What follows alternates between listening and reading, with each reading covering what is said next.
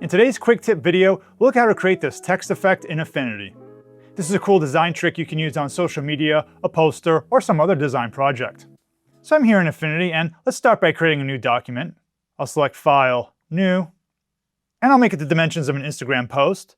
Let's say 1080 by 1350. So I'll click Create Document, and here we have our document. So let's first type a word. I'll use the artistic text tool here, so I'll click this. Let's click and drag, and I'll say Friday. Now, one of the keys to this technique is that we want to use a script font, something where the letters are actually connected. I'm here on Google Fonts, and there are a ton you can download here. I found this one I like called Dancing Script. You can see a preview of it down here. But you can use any related font that satisfies this requirement. Again, notice how all the letters are connected. So I'll download this and install it. So I've installed the font on my Mac. Let's just select this text here. I'll go to the text tool here, and let's type it. And we have Dancing Script. So I'll click this. And here we have our word. Now, one of the things I want to do is connect my word to the edge of the page with strokes. There are a couple ways we could do this. I'll use the pencil tool in this example.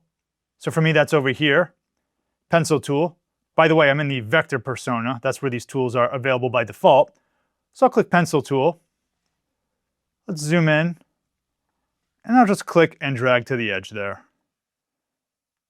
And let's do the other one. I'll click and drag like so. Now, of course, these strokes are a little narrow right now. Let's click on this. I'll open the stroke panel. And let's just make it a little bit thicker.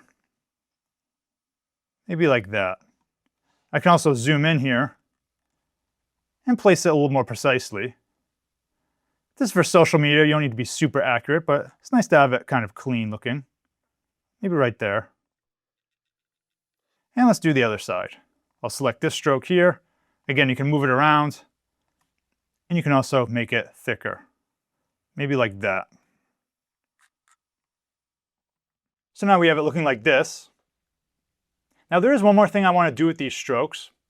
It's going to make the next step easier. And that's that I want to convert it to a curve. Let me just show you an example in a new document. If I select File, New, I'll just create any document here. I'll use the pencil. If I make a stroke, let's make it thick. You can see that the stroke is actually a line. And what we're seeing here is the stroke. Let's make it even thicker here. Now what I'll do is I'll copy this and let's convert it to curves and see what that looks like. So I have this here. What I'll do is I'll go to Vector. I'm going to say Expand Stroke. So I'll select this. And now if I select it with the Node tool, notice how it's different now. It's actually a shape. And you can compare that to the original one over here. It's a line with a stroke on it. So notice this versus this here. This is defined by points on the boundary. Let's go back here. So what I'll do is I'll select both those curves. And I'll go to Vector. And I'll say Expand Stroke. So again, it's not going to look different, but the next step, the behavior is going to be a little bit different. Now what I'll do is create a rectangle to cover this whole design. So let's select the rectangle down here. I have snapping turned on. So I'll drag it from this corner to this corner down here. Let me get rid of the stroke. Let's change the color to green. And let's put it behind everything. So this is what our design looks like now. So now the key part of this whole technique. What I'm going to do is select everything. So I have my curves selected, my text selected, my rectangle selected. And I'm going to use the Shape Builder tool. So that's this tool here, Shape Builder. So I'll click on this. And then what I'll do is I'll hover over the bottom here and I'll click. And at first it doesn't look like too much changed. But notice over here in the layer stack. What I actually did is define a new area down here, which is all this continuous shape. So that's this one here. Let me make it red so it shows up. Basically, I defined this bottom area like so. So I have a top area and a bottom area. And I did that with the Shape Builder. And by the way, these lines on the side here, those ones that I expanded as a stroke before, they would have disappeared if I didn't expand them as a stroke. You can try it on your own and see what happens. But that was the whole reason I did that, just to keep those lines there. Now, one thing you may also want to do is have these gaps in the letters be part of the red area. For that, once again, you can select everything. And with the Shape Builder tool, I'll click on this gap here. Notice how it has the zebra stripes. I'll click that. Now I'll click the other one in here. And now what happened is if you look over in the layer stack, it created these two new areas. I'll make them some other color, say blue. But what I want to do is make them part of the red area also. So I'll select my red bottom part. I'll select those two gaps. And then I'll use the Boolean add option up here. So I'll click add. And now that part is all one shape. So it's up to you whether or not you want those gaps to be part of the bottom area.